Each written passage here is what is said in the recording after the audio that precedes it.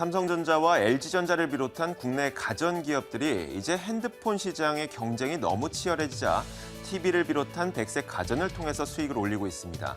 하지만 이 최근에는 백색 가전들, TV를 비롯한 백색 가전들마저도 시장 점유율이 조금씩 줄어들고 있는데요. 그래서 오늘은 국내 TV 산업이 앞으로 나아가야 할 방향에 대해서 짚어드리도록 하겠습니다. 일단 글로벌 TV 수요가 부진하다는 사실은 누구나 알고 있을 겁니다. 하지만 그 이유가 무엇일까요? 물론 세계 경제가 부진하다는 것을 이유로 들 수는 있습니다. 하지만 물론 틀린 말은 아니지만 이렇게 위안을 삼는 것은 우리 TV 산업 발전에는 전혀 도움이 되질 않죠.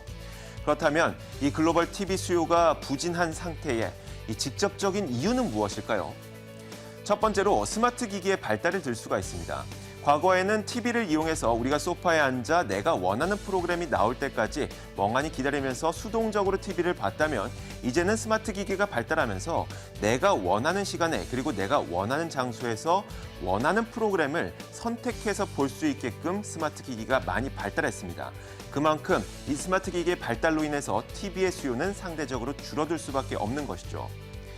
또한 이 국내 TV 산업도 국내 TV 산업은 세계적인 강자였습니다. 하지만 이 시장 점유율이 조금씩 줄어들고 있는데 그 이유는 바로 이런 것이죠. 중국의 기술력이 워낙 크게 발달하고 있기 때문입니다. 올해 초에 열렸던 국제 가전 박람회 CES 2015에서 참가했던 LG전자 관계자는 중국의 TV를 바라보고 이런 이야기를 했습니다. 중국의 TV 기술력은 이미 한국의 95%를 따라왔다고 말이죠. 실제로 TV 판매점에 가보면 한국산 TV와 중국산 TV가 나란히 진열되어 있습니다. 하지만 우리는 그 TV를 바라보면서 특별한 화질의 차이를 느끼지 못하죠. 그만큼 중국산 TV의 기술력이 많이 발전했다는 것을 의미합니다. 이렇게 비슷한 스펙을 갖고 있는 중국산 TV가 한국산 TV보다 훨씬 더 저렴하다면 어떤 TV를 선택하시겠습니까?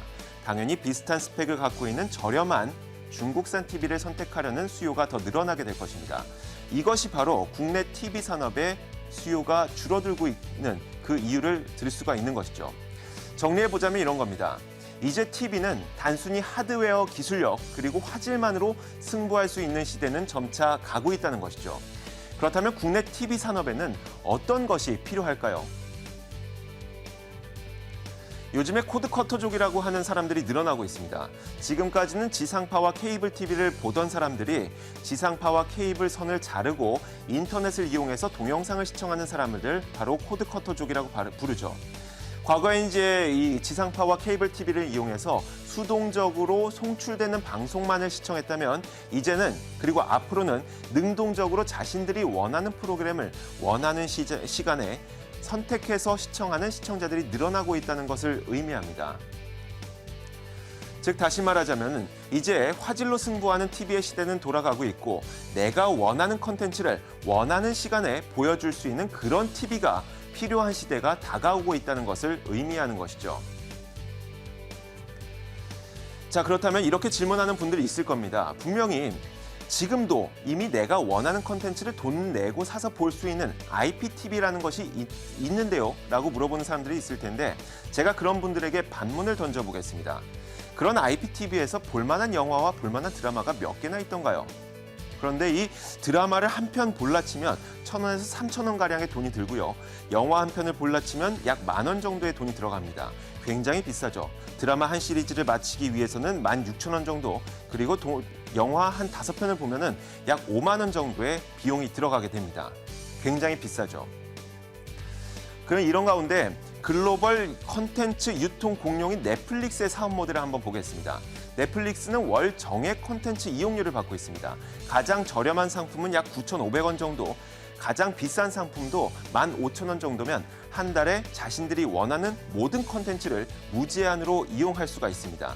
이런 사업 모델을 사용하고 있는 반면에 국내 IPTV 업체들은 자신들이 10만여 편이 넘는 콘텐츠를 보유하고 있다고 광고를 하고 있습니다. 물론 거짓은 아니지만 문제는 그 동영상 가운데 별로 볼만한 것들이 많지는 않다는 것이죠. 반면 넷플릭스에서는 그에 비해서 굉장히 적은 양인 3만여 편의 동영상을 보유하고 있긴 하지만 고객들의 빅데이터 정보를 이용해서 고객들이 원하는 고객 맞춤형 동영상을 제공하고 있습니다. 이것이 바로 넷플릭스의 성공 모델인 것이죠. 자, 이제는 TV가 TV만의 매력으로 승부할 수 있는 시대는 지나가고 있습니다. 이제 TV 산업은 콘텐츠 유통기업과 손을 잡아야만 더 크게 발전할 수 있는 것이죠. 이런 가운데 이렇게 말씀하시는 분들 분명히 있을 것 같습니다. 뜬구름 잡는 소리 하지 말라고 이야기를 할 수 있는데 하지만 절대 그런 소리가 아닙니다. 이미 중국에서도 우리나라보다 TV 기술력이 부족하다고 여겨지는 중국에서도 TV 제조업체와 콘텐츠 유통업체가 이미 손을 잡고 있습니다. 중국 내에서 70% 이상의 드라마와 영화의 독점 방영권을 갖고 있는 러스왕이라는 기업이 있는데 이 기업은 이미 자신들만의 TV를 만들어서 TV를 팔고 거기에다가 연간 콘텐츠 이용료까지 받는 새로운 수익 모델을 창출해 나아가고 있는 것이죠. 그렇게 된다면 많은 고객들은 자신들이 이 TV를 사게 될 경우 자신들이 원하는 콘텐츠를 무제한으로 이용할 수 있기 때문에 이런 TV를 사려는 수요가 늘어나게 될 것입니다. 결론적으로 이제 TV는 우리가 멍하니 바라보고 있는 바보 상자가 절대 아니라는 것이죠. 이제 TV는 고객이 원하는 콘텐츠를 스스로 찾아서 보여주는 인공지능 디스플레이 산업으로 발전해야 되는 것입니다.